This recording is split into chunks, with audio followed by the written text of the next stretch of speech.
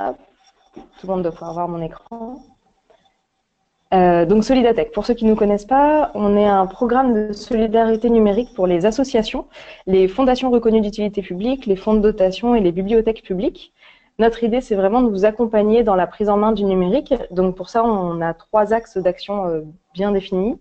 Le premier, c'est outiller, c'est-à-dire vous fournir non seulement des licences, mais des solutions en ligne, comme on verra aujourd'hui, ou encore du matériel informatique reconditionné dans nos ateliers, puisque le programme Solidatech fait partie des ateliers du Bocage, qui est une entreprise d'insertion du mouvement Emmaüs, spécialisée dans le reconditionnement de matériel informatique et de téléphonie. Donc dans notre catalogue en ligne, vous allez pouvoir retrouver aussi bien le matériel que les logiciels et les solutions en ligne, le tout à tarif solidaire. Donc ça peut être soit totalement gratuit, soit des réductions importantes par rapport au tarif public, comme on a avec Picasso. Notre deuxième mode d'action, c'est de ne pas vous laisser tout seul avec ces outils. Donc, c'est de vous accompagner dans vos usages. Pour ça, on a une assistance téléphonique qui est disponible 5 jours sur 7 pour répondre non seulement à toutes vos questions sur l'accès aux offres, mais aussi quand vous avez des besoins, voilà, vous aider à choisir l'offre qui correspondra le mieux. Dans cette notion d'accompagnement, on a également gratuitement un centre de ressources avec des tutoriels, l'enregistrement de tous les webinaires qu'on a pu faire depuis quelques années, des MOOC, des cas d'usage, des bonnes pratiques, des associations qui ont aussi voulu témoigner de l'utilisation de certains outils. Et à tarif réduit, on propose des formations à la journée sur des thématiques comme créer votre stratégie de communication digitale ou bien utiliser les outils collaboratifs ou créer son site web sur WordPress. Donc voilà, si tout ça vous intéresse, n'hésitez pas à aller voir sur le site internet, tout y est bien expliqué. Et si vous avez des questions, l'assistance téléphonique, ça fera un plaisir de vous aider à trouver une bonne solution. Et enfin, le troisième axe sur lequel nous travaillons, c'est l'innovation. Nous faisons partie de projets collectifs avec des associations ou des particuliers qui souhaitent monter des projets pour, alors très largement, le bien commun, ce qui ne veut pas dire grand-chose. L'idée, c'est voilà, soit d'accompagner, par exemple, dans le domaine de l'éducation. On participe à un projet qui s'appelle Hors Dyslexie, où c'est un tablette PC reconditionné avec une configuration de logiciel particulière pour que les enfants qui ont des troubles de l'apprentissage, comme la dyslexie, la dysorthographie, troubles hyperactivité, etc., puissent suivre à l'école et s'organiser de la même manière que les autres enfants sans avoir besoin d'une assistance particulière. Voilà pour Solidatech. Très rapidement, quelques chiffres. Aujourd'hui, Solidatech, ce sont 22 000 structures inscrites au programme. Et depuis la naissance en 2008, nous avons distribué plus de 300 000 licences et outils numériques, ce qui représente pour le secteur associatif une économie de 100 millions d'euros par rapport au prix public ou au prix neuf de toutes les solutions. Voilà, c'était très rapide sur Solidatech. Si jamais vous avez des questions, n'hésitez pas. Je me ferai un plaisir de vous y répondre en fin de présentation. Et je laisse la main à Alexandre, qui du coup va vous dire quelques mots sur Picasso.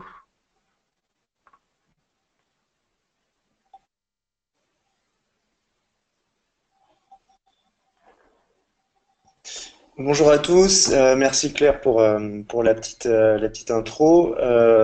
J'espère que tout le monde voit bien notre écran. Sinon, n'hésitez pas à nous contacter directement via le chat pour qu'on puisse régler les problèmes s'il y en a. L'objectif aujourd'hui, c'est que Olivier et moi-même, on va vous présenter notre solution de communication Picasso. C'est une solution dédiée, qui vise à faciliter la communication au sein des communautés. Et aujourd'hui, nous travaillons avec 90% de nos clients sont des associations que nous équipons pour les aider à gérer leur communication au quotidien. Sur le planning qu'on vous propose, donc là, on va se donner une petite heure pour rebalayer un petit peu vos problématiques, les problématiques que vous rencontrez en tant qu'association au quotidien. On va vous faire part également de nous, les différentes problématiques qu'on a pu rencontrer avec les associations avec lesquelles on travaille et nous, respectivement, également dans nos associations dans lesquelles on évolue. Les réponses, c'est-à-dire qu'est-ce que le marché nous offre aujourd'hui pour pouvoir communiquer plus facilement, pour pouvoir nous organiser, pour pouvoir faciliter justement cette communication grâce à des outils digitaux. Enfin, la solution que nous avons construite depuis plusieurs années.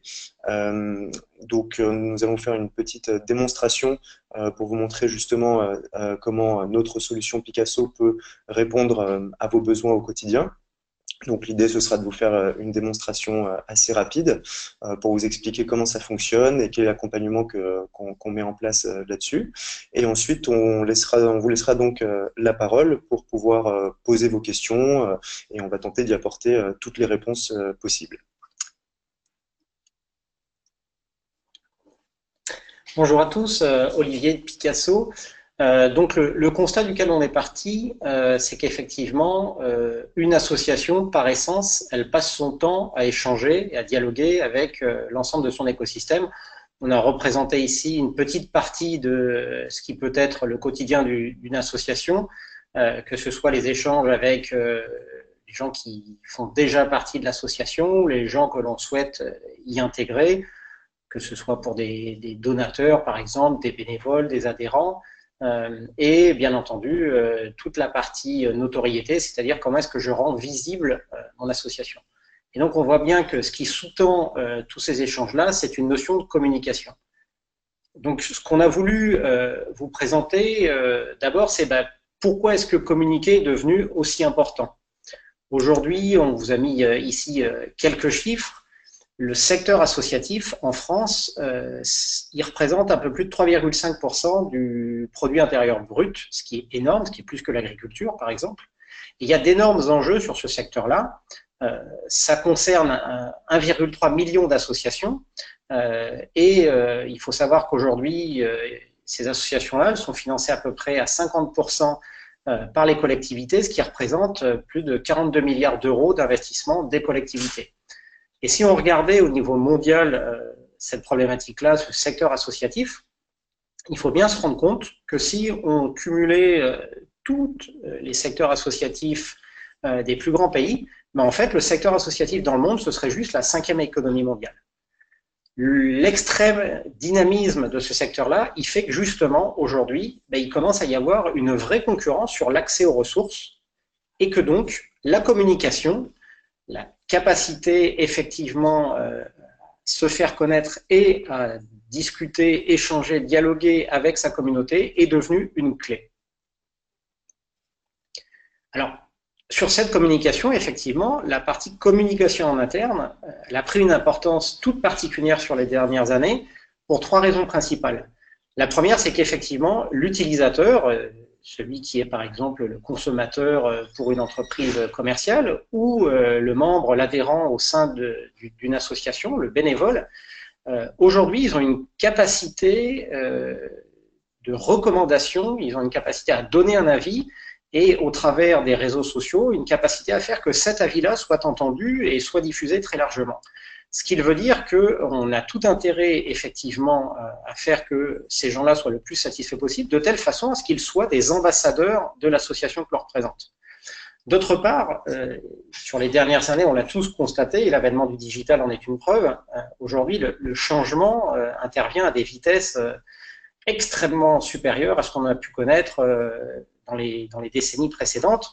Quand on regarde le temps qu'a mis, par exemple, la télé à se répandre dans tous les foyers français par rapport au téléphone portable, on s'aperçoit qu'il y a un facteur qui est quasiment de 1 à 10.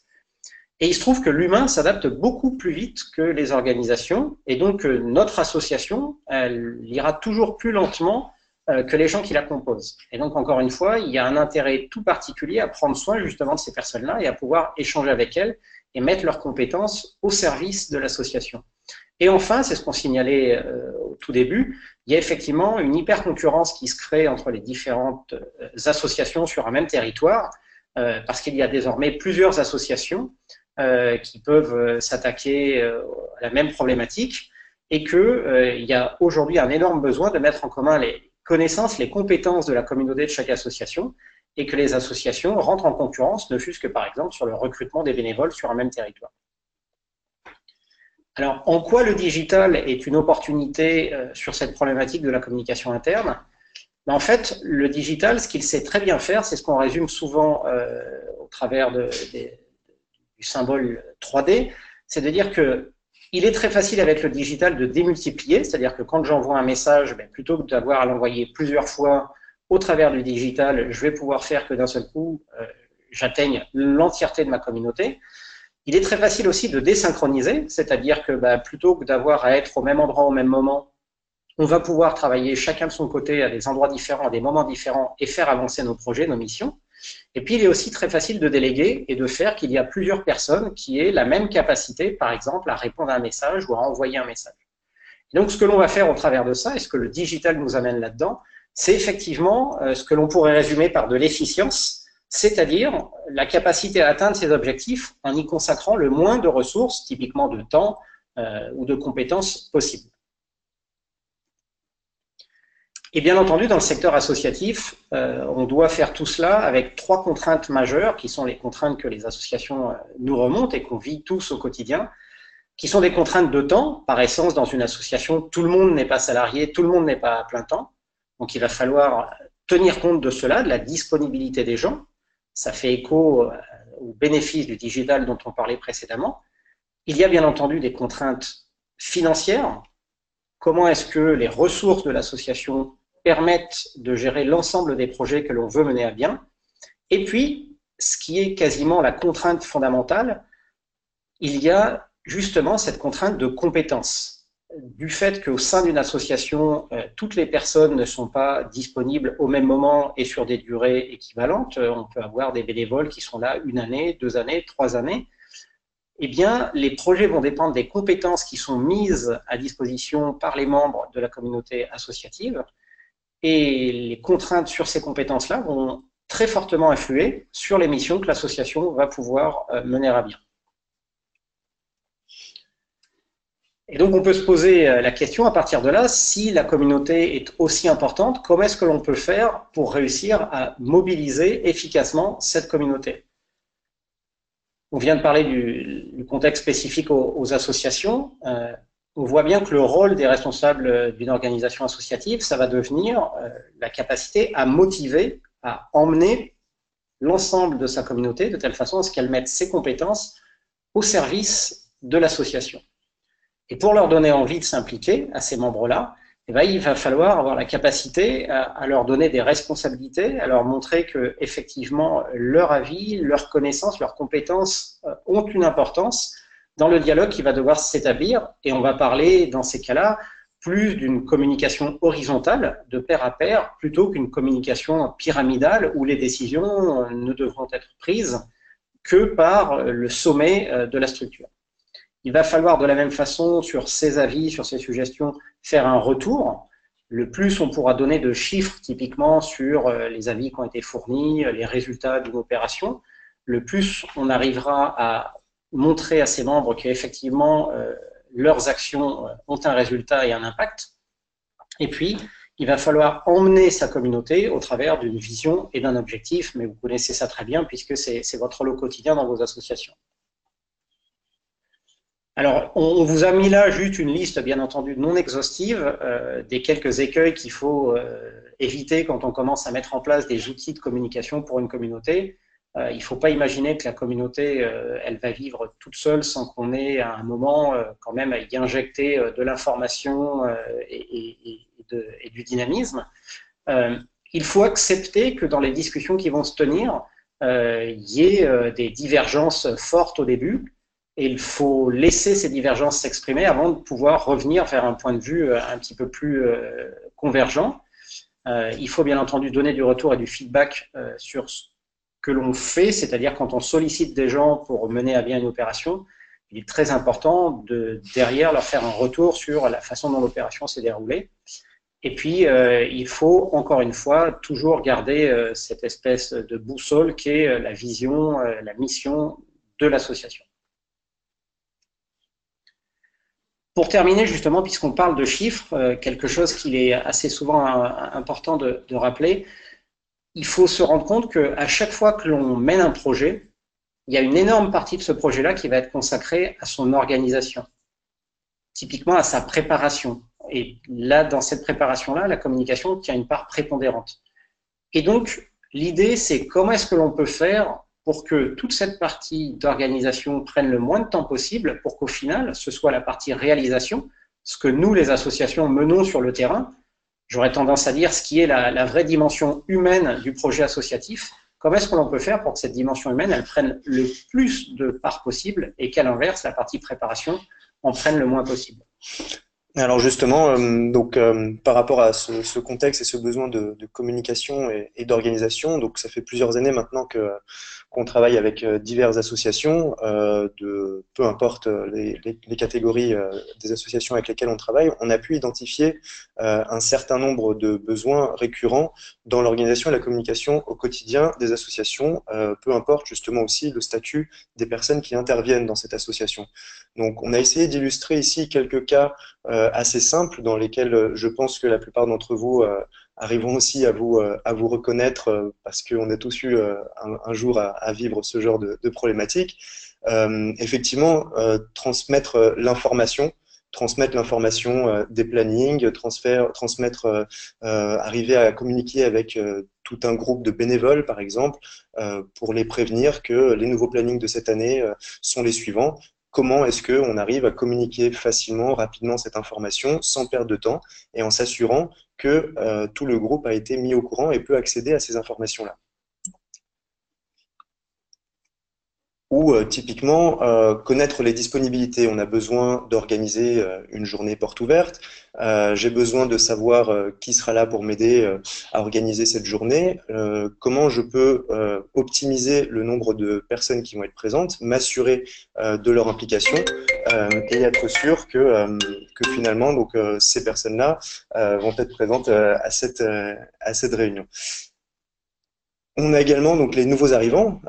C'est comme le disait Olivier tout à l'heure, justement un lien à créer dès le début lorsqu'on va arriver pour donner du temps à son association.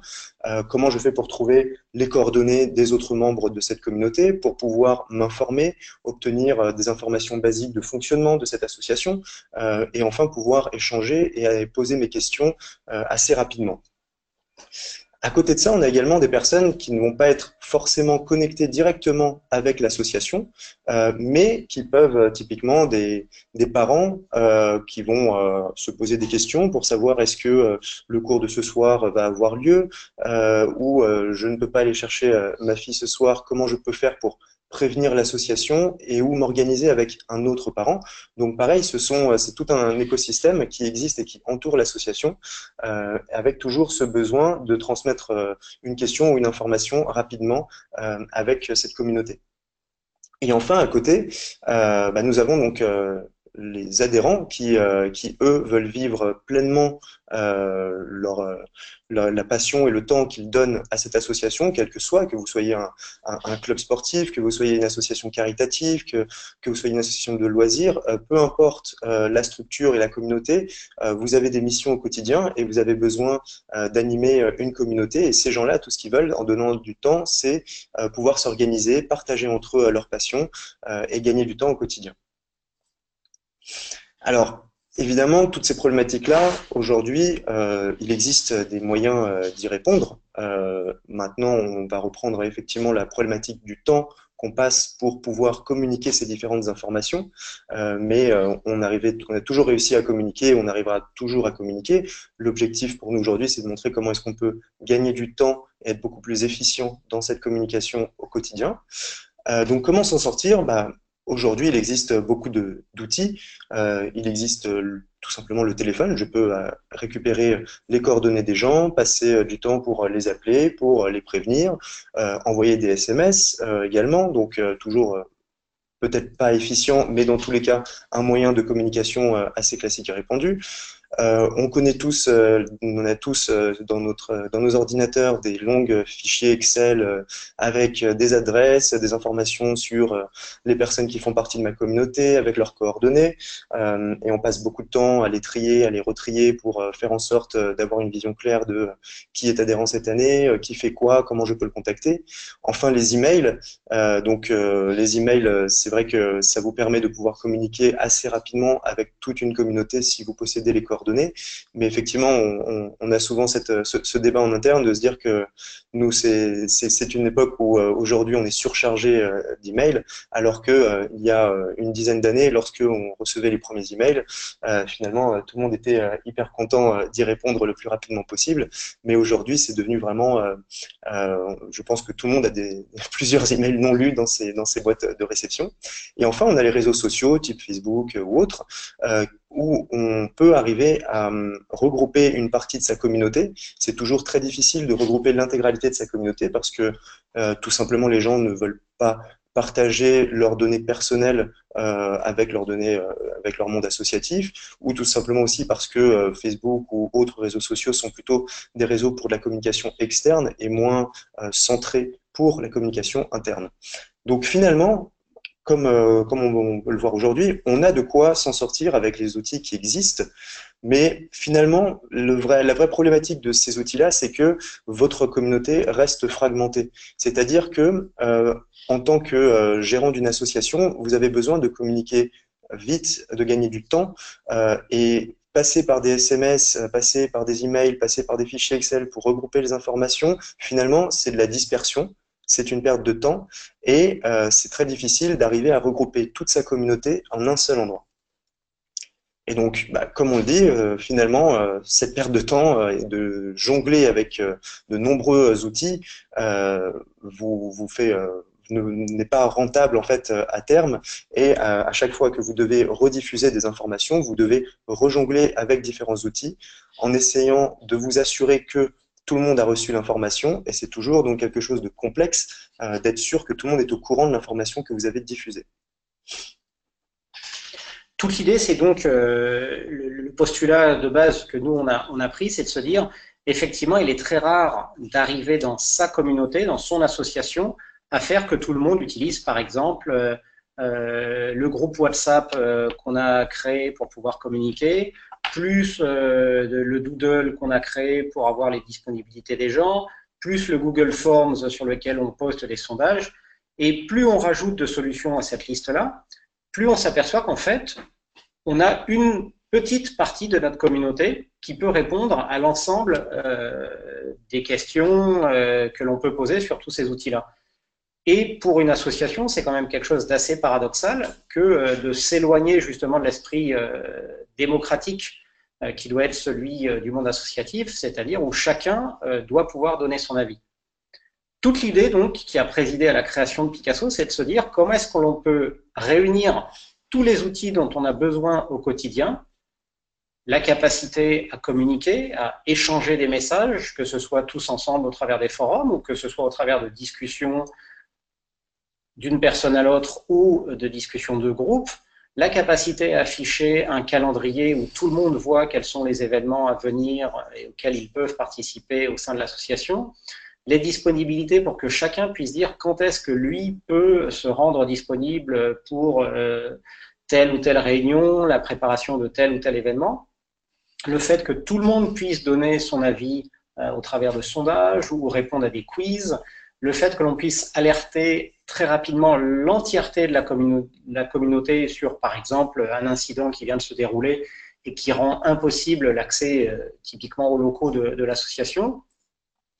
Toute la notion des actualités pour revenir sur ce qui s'est déroulé au sein de l'association au travers de tel ou tel événement.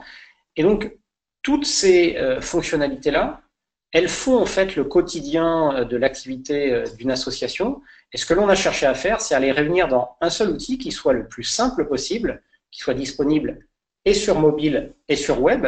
Sur mobile parce que c'est justement tout le but de notre action associative. On est sur le terrain, le but c'est d'aller à la rencontre des gens et donc de telle façon à ce qu'on n'est pas s'isoler derrière un bureau, derrière un ordinateur, on a souhaité mettre à disposition sur des outils mobiles cette solution-là. Donc elle va regrouper l'ensemble des besoins que nous avons identifiés, on sera ravis de vous entendre sur le sujet, tous les besoins que les associations nous ont remontés pour avancer au quotidien. Les associations, ce que l'on fait, c'est la réalisation de missions, certains appellent ça des projets. Et donc, nous, on a cherché à structurer ces fonctionnalités autour de 3 temps, que sont l'avant, comment est-ce qu'on s'organise de telle façon à ce qu'on soit prêt le jour J, le pendant, comment est-ce qu'on communique ce qu'il est en train de se passer, comment est-ce que l'on échange de telle façon à adapter, à peaufiner ce que l'on est en train de faire, et puis le après, de telle façon à rendre compte de ce qui s'est déroulé et à le partager avec les gens qui étaient là et qui n'étaient peut-être pas là aussi. Donc, très rapidement, on va vous dérouler les différentes fonctionnalités, l'idée étant qu'on vous les illustre au travers d'une courte démonstration. Donc on va retrouver bien entendu pour chacun des membres de la communauté une notion de profil. Dès lors que quelqu'un appartient à la communauté de l'association sur Picasso, on aura son profil. Les coordonnées que vous voyez ici, c'est important de le préciser, elles ne seront partagées qu'aux seuls administrateurs. C'est-à-dire que si je suis membre d'une communauté, de la communauté de mon association, il n'y a que les administrateurs qui peuvent voir mon adresse mail et mon numéro de portable. Il y aura donc une page d'accueil où on va retrouver tous ces contenus. Dans ces contenus, on va avoir une notion de discussion générale, ce qui est rien d'autre qu'un forum où tout le monde pourra poster, bien entendu, des commentaires, des liens, des photos. On va avoir des notions de discussion par groupe, où là, cette fois-ci, on va interagir entre deux personnes ou plus. On va avoir donc les notions de disponibilité, comme un Doodle peut le proposer, où on va effectivement proposer différents créneaux à un certain nombre de destinataires pour voir quel est le créneau qu'il est le plus intelligent de retenir de telle façon à avoir un maximum de participants. On va avoir une notion de sondage. Les sondages peuvent être nominatifs. On voit qui a répondu quoi, ou les sondages peuvent être anonymes et on ne voit juste que les résultats. On va avoir un annuaire de sa communauté où chacun pourra remplir une petite biographie de telle façon à savoir qui a telle compétence ou qui habite où de telle façon à pouvoir gérer du covoiturage. On va pouvoir structurer cette communauté autour de groupes. Ce peuvent être des groupes thématiques, des commissions, quoi que ce soit qui permette l'organisation rapide de la structure. Et puis la notion d'alerte, c'est-à-dire un message que l'on va pousser à toute la communauté qui apparaîtra au travers d'une notification sur l'écran. La notion d'événement, où les gens, donc un événement c'est une date, un lieu, bien entendu un descriptif, et puis les gens pourront répondre s'ils souhaitent participer ou pas à cet événement. Et les événements seront regroupés dans un calendrier partagé qui permettra de donner la visibilité à tout ce que l'association organise à l'ensemble des membres de la communauté. Les actualités, on en a parlé tout à l'heure, c'est cette notion de pouvoir faire un petit compte-rendu de ce qui s'est déroulé, de telle façon à ce que les gens aient un témoignage des différentes actions qui ont été menées. Alors donc l'idée maintenant c'est de vous faire une petite démonstration rapide du produit. Donc pour information, notre solution Picasso aujourd'hui elle existe en tant qu'application sur smartphone Apple et sur smartphone Android et également accessible sur le web. L'idée, nous là on va vous présenter surtout la partie mobile, l'application. Cette application, donc elle est gratuite, elle se télécharge directement sur vos magasins d'applications. Et une fois que vous créez votre compte et que vous créez la communauté de votre association, elle vous permet en fait d'avoir toujours votre communauté à portée de main. C'est-à-dire que c'est une application qui est dédiée à votre association et à votre communauté. Donc, pour vous montrer, on va lancer donc l'application en direct. Donc, on va rapidement rebalayer les différents écrans. Là, c'est effectivement donc l'accueil avec donc les différents contenus qui ont été postés, avec donc les discussions que j'ai en cours, les demandes de disponibilité ou autres. J'ai un accès à mon profil. Je peux donc éditer mes informations et je peux également faire partie de plusieurs associations ou communautés. Alors là, on a évidemment nous des profils assez schizophréniques, mais la plupart de nos personnes, de nos utilisateurs sont effectivement dédiés sur une communauté. Donc, on va avoir accès à un calendrier partagé. Ce calendrier, ça va être donc tous les événements publics de l'association. Je vais pouvoir les consulter, voir où est-ce qu'ils ont lieu, y répondre en direct pour dire si j'y participe ou pas. Très important, donc, la partie annuaire de toute ma communauté. C'est là où je vais retrouver donc tous les membres que j'ai acceptés dans ma communauté. Je peux voir leur profil et je peux également leur envoyer un message directement depuis mon application. Je vais pouvoir consulter tous les groupes, donc on peut créer autant de groupes que l'on souhaite pour faciliter la communication au sein de l'association. Il peut y avoir autant de membres que vous souhaitez par groupe. On peut inviter donc très facilement, que ce soit par SMS, que ce soit par email. Je peux inviter donc plusieurs personnes à venir me rejoindre. Le compte se crée en quelques clics et ensuite la personne fait partie de ma communauté. J'ai accès à une fiche. Cette fiche, c'est finalement le point central un petit peu le point d'entrée dans votre communauté, où il va y avoir vos informations clés, les moyens de contacter l'association. Là, cette association utilise également un lien pour pouvoir régler les adhésions depuis l'application via un lien externe, et une description de ce que fait cette communauté. Enfin, en tant qu'administrateur, vous allez avoir d'autres points d'administration, typiquement pouvoir gérer les membres que vous avez validés ou refusés, nommer autant d'administrateurs que vous voulez, de manière à donner plus de droits à certaines personnes de votre communauté. Voilà pour un petit tour donc, de l'application en général. Maintenant, ce qu'on va vous présenter justement, c'est se mettre dans l'idée qu'on doit organiser un webinaire. Donc, typiquement, comme on a organisé ce webinaire aujourd'hui, ce que je vais faire déjà, c'est par exemple ouvrir mon forum, donc la discussion générale, pour envoyer un message pour dire que mon prochain webinaire va avoir lieu en octobre.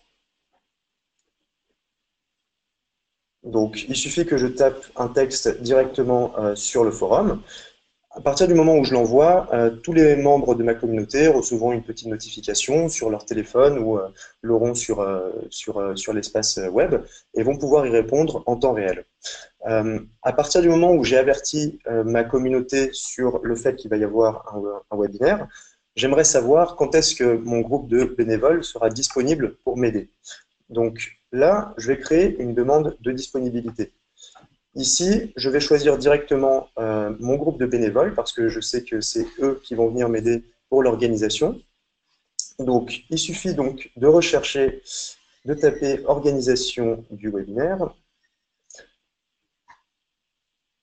Je vais donc lister plusieurs créneaux. Donc, on va lister un créneau, par exemple, pour ce samedi après-midi. Et on va lister un autre créneau en semaine. Vous pouvez lister, bien sûr, autant de créneaux que vous le souhaitez. Et j'envoie donc à mon groupe de bénévoles. L'idée, c'est que je vais avoir ensuite les réponses en direct de la part des personnes qui ont reçu cette demande de disponibilité, et ça va m'aider à savoir quand est-ce que les gens vont être disponibles. Ça évite justement de perdre du temps avec des fichiers Excel, à courir après les informations, après du SMS ou de l'email. Donc là, si je reviens par exemple dans ma discussion générale, je vois que j'ai déjà des réponses de la part de ma communauté sur les échanges pour tout le groupe. L'organisation du webinaire, je voudrais que les gens soient rapides, ils ont répondu déjà. Je vais répondre moi également. À partir de ce moment-là, ce que je suis en train de voir, c'est que sur les 5 personnes à qui j'ai envoyé la demande de disponibilité, le créneau du 11 octobre semble être celui où il y aura le plus de dispo. Donc, je vais clôturer cet événement, choisir ce créneau-là et le valider. Et automatiquement, en fait, chaque personne va pouvoir directement l'ajouter à son calendrier personnel pour pouvoir l'avoir en rappel automatique sur son calendrier. Une fois que j'ai choisi la disponibilité, que j'ai pu organiser la date de mon webinaire, ce que je vais faire, c'est que je vais prévenir toute ma communauté. Donc, je vais créer un événement qui sera webinaire des nouvelles activités.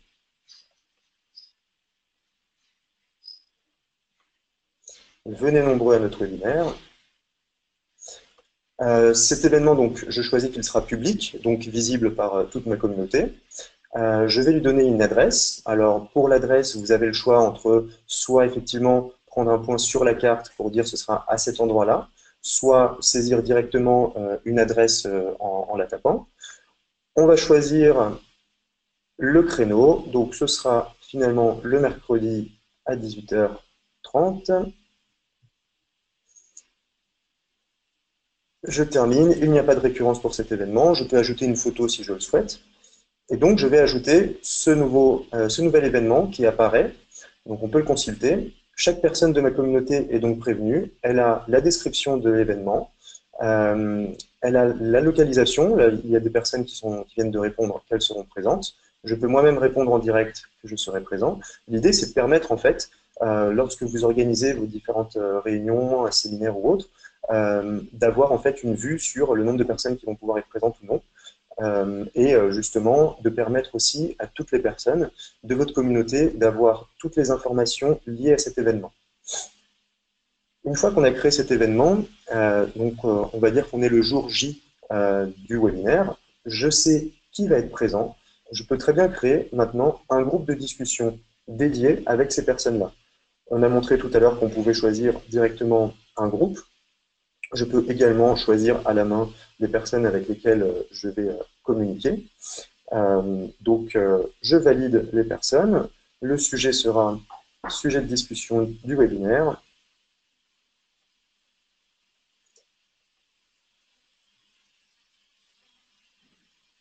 Voilà. On peut choisir un premier message.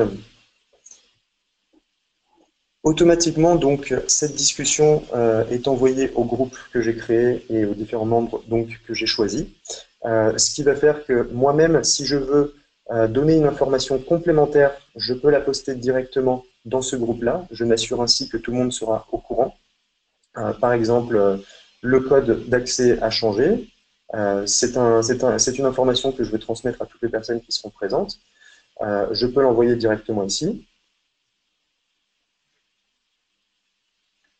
Voilà, automatiquement les personnes vont être présentes. Là, je vois qu'il y a déjà des personnes qui me répondent, qui me posent d'autres questions. L'idée, c'est vraiment donc, de faciliter l'interaction et l'échange de communication pour l'organisation et pendant l'événement. Pendant cet événement, justement, on va vouloir poser, par exemple, une question. J'ai un quiz, un sondage, je veux poser une question à ma communauté. Je vais tout simplement créer un sondage, choisir les personnes et ou le groupe à qui je veux adresser cette question. Ce sondage n'est pas anonyme. Du coup, je vais choisir la question que je veux poser. Quelle activité voulez-vous démarrer? On peut choisir autant de réponses que l'on souhaite. Donc, on peut choisir différentes réponses. Hop. Je crée mon sondage. Et l'idée, en fait, c'est, moi-même, je peux répondre à ce sondage en direct, de voir en temps réel, justement, on a pas mal d'associations qui se servent de ce sondage pour animer leurs réunions ou pour aider à s'organiser pour l'organisation d'un événement. L'idée, voilà, c'est que vous avez en temps réel les réponses et vous pouvez suivre, du coup, qui a répondu à quoi. Et ça vous aide, en fait, à faciliter la prise de décision. Derrière, vous allez pouvoir également exporter ce sondage directement en fichier Excel pour pouvoir le retravailler ou autre. Enfin, une fois que le webinaire est fini, j'ai envie donc de communiquer à tout le monde que ça s'est bien passé. Et je veux publier une actualité, donc une actualité pour rappel qui sera visible à toute ma communauté. Il suffit donc de créer une actualité. Je peux mettre un message et un lien également. Je peux prendre une photo. Donc, on va prendre une photo pour vous remercier d'être présent effectivement au webinaire. Et une fois que j'envoie donc mon actualité, de la même manière, je vais la retrouver dans mon fil d'actualité avec le reste des informations qui ont été postées au cours de la démonstration.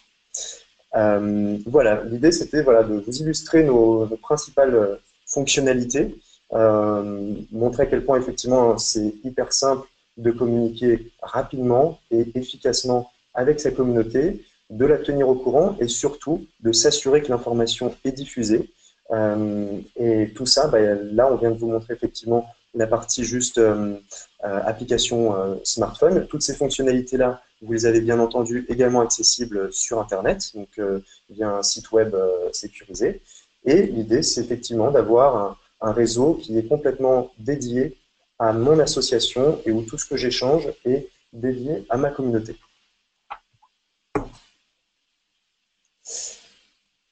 Super, merci beaucoup Alexandre pour cette super présentation. Super, j'allais introduire les questions, mais vas-y, je t'en prie. Non, on peut soit juste pour finir sur la partie Tarification.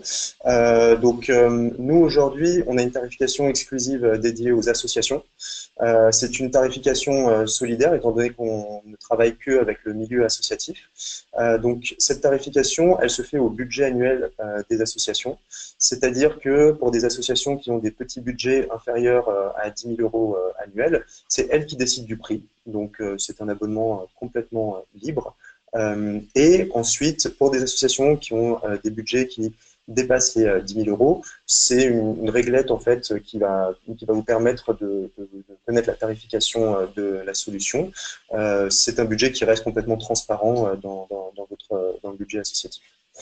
Et voilà, pour finir, avant de laisser la parole à Claire, notre partenariat aujourd'hui avec Solidatech, c'est effectivement de permettre aux associations qui sont membres Solidatech de bénéficier d'une réduction de 50% sur ces abonnements. Et je redonne donc la parole à Claire. Merci beaucoup Alexandre et Olivier pour votre présentation qui était très complète. Juste un petit mot pour les participants, si vous avez des questions à poser, n'hésitez pas à les poser à l'écrit. Pour ceux qui ont un micro, à lever la main pour que je puisse vous donner la parole et qu'on puisse interagir. On a déjà une question de Samia qui nous demande si on peut supprimer un événement qui a déjà été créé. Elle a essayé a priori dans sa version test et elle n'a pas réussi. Alors, effectivement, on peut supprimer un événement. On a des petites différences entre certaines fonctionnalités qui sont sur le web et certaines qui sont sur le mobile. Aujourd'hui, supprimer un événement, ça se fait très facilement depuis le mobile. Sur le web, c'est une fonctionnalité qu'on est en train de rajouter. Pourquoi est-ce qu'on privilégie certaines fonctionnalités sur le web? Pour être très simple, c'est que, par exemple, sur le web, vous allez avoir plus des fonctionnalités d'invitation, d'administration. Par exemple, sur le web, je peux inviter depuis un fichier Excel, faire un copier-coller pour envoyer des invitations automatisées. Sur mobile, c'est moins un usage qu'on va avoir. À l'inverse, sur le mobile, on a besoin d'être plus rapide dans l'interactivité. Donc, typiquement, voilà, la suppression rapide d'un événement, ça se fait depuis l'application. Super. Du coup, on a une personne qui s'appelle Aude Fievé qui lève la main. Je vais vous donner la parole, Aude, si vous êtes prête. Hein. Vous pouvez parler, Aude. Oui, Aude, vous avez la parole. Alors, c'était peut-être une fausse manip de votre part. Je vous propose de continuer les questions. Je vous baisse la main. Si jamais vous voulez reprendre la parole, je vous rouvrirai votre micro. On a toujours Samia qui nous demande si Picasso a le projet de développer d'autres fonctionnalités sur son outil pour compléter dans la gestion associative plus globale, comme par exemple de la comptabilité comme peut le faire AssoConnect ou d'autres fonctionnalités sur l'outil. Alors, évidemment, donc, nous, on est une solution vraiment de communication. Donc, l'idée, c'est effectivement de ne pas remplacer des solutions de comptabilité ou de dons ou autres, mais plutôt de s'interconnecter facilement avec ces solutions-là existantes. Vous parlez d'AssoConnect, c'est un partenaire avec lequel on travaille et nous sommes justement en train d'intégrer notre solution au sein d'AssoConnect, ce qui veut dire qu'une association qui utilisera AssoConnect demain pourra bénéficier également de toutes les fonctionnalités Picasso. L'idée, c'est de regrouper à un seul endroit toutes ces fonctionnalités-là. Sur les améliorations, nous, la manière dont on procède, c'est qu'on fait de l'amélioration continue, c'est-à-dire que les fonctionnalités que nous allons développer sont demandées par les associations qui sont utilisatrices de notre solution.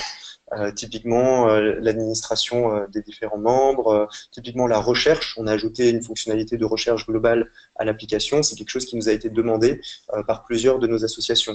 Là, on a quelque chose deux points qui sont remontés, qui sont justement la partie synchronisation de documents. Nous, aujourd'hui, on ne fait pas de stockage de documents. C'est quelque chose qui est demandé de plus en plus par les associations. Donc, on est en train de réfléchir à comment est-ce qu'on pourrait interconnecter Picasso avec d'autres solutions Dropbox ou Google Drive ou autres. Donc, voilà, oui, c'est un produit qui évolue au quotidien. Mais on s'inspire, en fait, on vous demande à vous quels sont vos besoins pour pouvoir y répondre au mieux. Super, merci. Est-ce que, d'après votre expérience, il y a des tailles minimum et maximum critiques, c'est-à-dire à plus de tel nombre de membres, ça devient ingérable pour pouvoir communiquer ensemble, et en dessous, par exemple, de 5 membres, est-ce que ça a un réel intérêt d'utiliser ce type d'outil? Alors, en fait, effectivement, on imagine bien que si on réunit 10 000 personnes pour qu'elles discutent ensemble, ça peut devenir compliqué. La façon dont on travaille avec des très grosses fédérations et la façon dont elles le gèrent, c'est en fait qu'elles créent différentes communautés. Typiquement, elles peuvent avoir une communauté qui est dédiée à leurs bénévoles, à l'inverse, une communauté qui vont être dédiée à des commissions, une commission qui travaille par exemple sur la santé, une commission qui va travailler sur la maraude sociale. Et donc en fait, d'un point de vue taille, la seule limite c'est qu'est-ce qui est audible comme discours, comme échange au sein de la communauté. Il faut bien voir que les personnes n'interagiront pas de la même façon. On a des gens qui, au sein d'une communauté, vont surtout être consommateurs, c'est-à-dire qu'ils vont consulter les informations, mais pas nécessairement y réagir ou en publier. Et à l'inverse, on a des gens qui seront, eux, très actifs, très dynamiques, qui vont publier énormément de contenu. Donc, en gros, nous, ce que l'on constate, c'est que nos communautés, elles réunissent entre, on va dire, les plus petites communautés qu'on a, c'est une dizaine de personnes. Et les plus grosses, elles vont réunir, on va dire, un petit millier de personnes à peu près, sachant qu'encore une fois, à l'intérieur de ces communautés-là, on va pouvoir les répartir en groupes et que les échanges vont essentiellement se tenir au travers des groupes. Ok, super.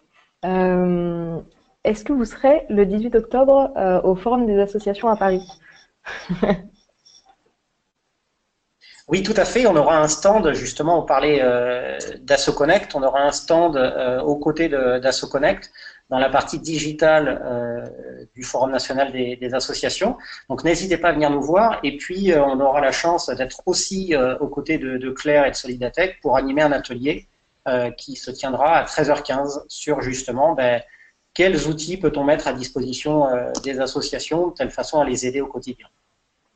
Tout à fait. Du coup, Solidatech sera aussi présent avec un stand. C'était une question d'Olivier Valentin. N'hésitez pas, en tout cas, pour l'ensemble des participants, si certains veulent participer au Forum national des associations, nous avons encore des invitations, donc n'hésitez pas à nous contacter pour en avoir un. Je vois que Baptiste Dubois a levé la main. Baptiste, je vais vous donner la main dans 2 minutes, le temps de vous préparer pour que j'ouvre votre micro. Entre-temps, est-ce que vous pouvez répondre à Lydie qui demande s'il existe une fonction de documentation mise à disposition des membres avec une possibilité de rubricage? Alors, je ne suis pas sûr de répondre correctement à la question et de la comprendre. Nous, ce que l'on permet au travers de la documentation, c'est en fait d'envoyer des liens vers des documents. Donc, typiquement, on a des associations qui ont des sites web sur lesquels elles postent, par exemple, un compte-rendu d'une AG ou des choses comme ça. Et c'est le stockage qui sera fait sur leur site web. Ce que l'on va diffuser au travers de l'application, ce sera juste le lien vers ces documents-là. Et la façon dont on rubrique les documents, ça se fait généralement au travers d'une actualité. C'est-à-dire qu'on crée une actualité qui va rester de manière permanente, dans laquelle on va lister l'ensemble, par exemple, des documents que l'on veut que les gens aient à disposition. Typiquement, pour un nouvel arrivant, où est-ce qu'il va trouver toutes les informations pour bien démarrer?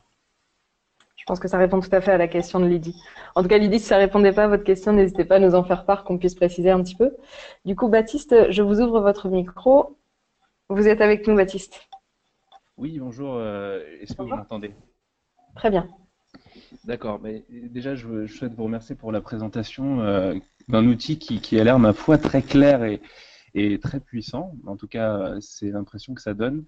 Moi, j'ai une question pratique, d'ordre pratique. Nous sommes une jeune association qui a à peine 7 mois d'existence, SEMS International. Et si on souhaite faire un test, comment ça se passe, sur combien de temps, et bien sûr, est-ce que c'est gratuit? Voilà. Et merci pour la présentation encore. Merci à vous. Alors oui, bien sûr, vous pouvez évidemment démarrer un essai gratuit depuis notre site, ça se fait en quelques minutes.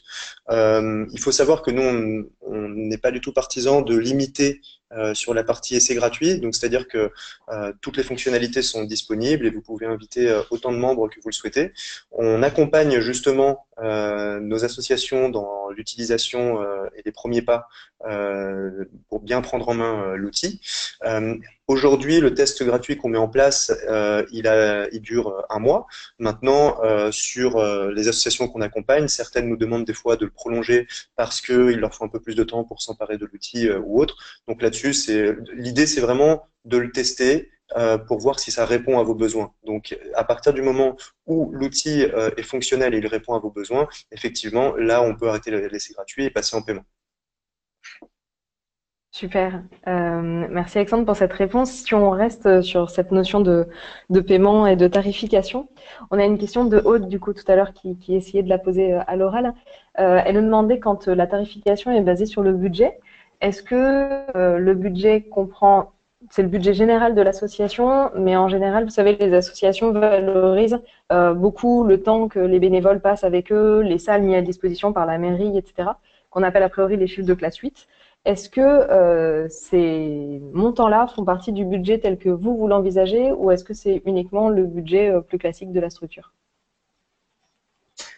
Alors, en fait, effectivement, nous, dans le budget, c'est l'ensemble des ressources qui sont mises à disposition de l'association que l'on comptabilise.